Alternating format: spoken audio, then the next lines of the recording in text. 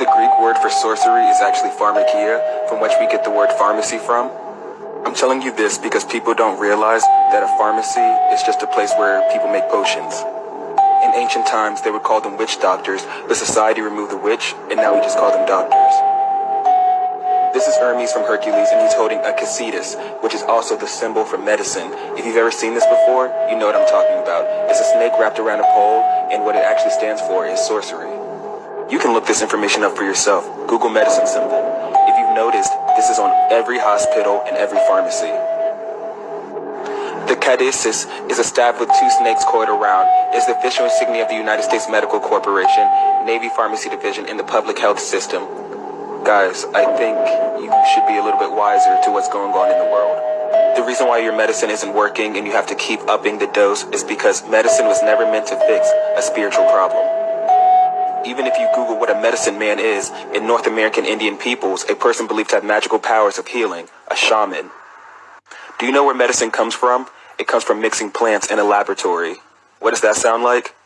Sounds to me like they're making potions, guys. That's exactly what you do when you're trying to make a spell or something to get what you want.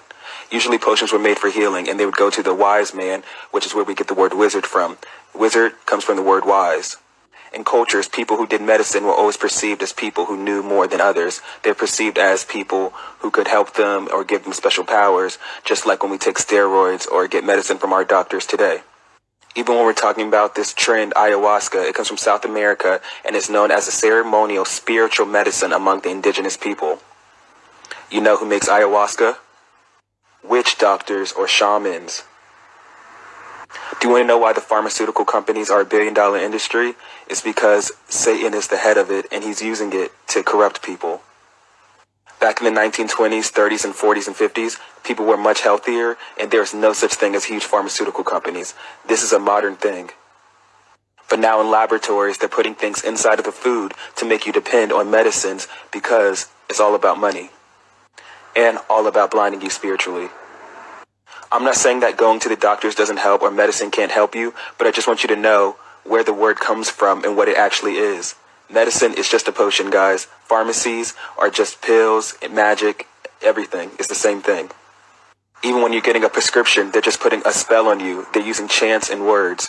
They're saying, oh, I know what this is. This is A, B, or C.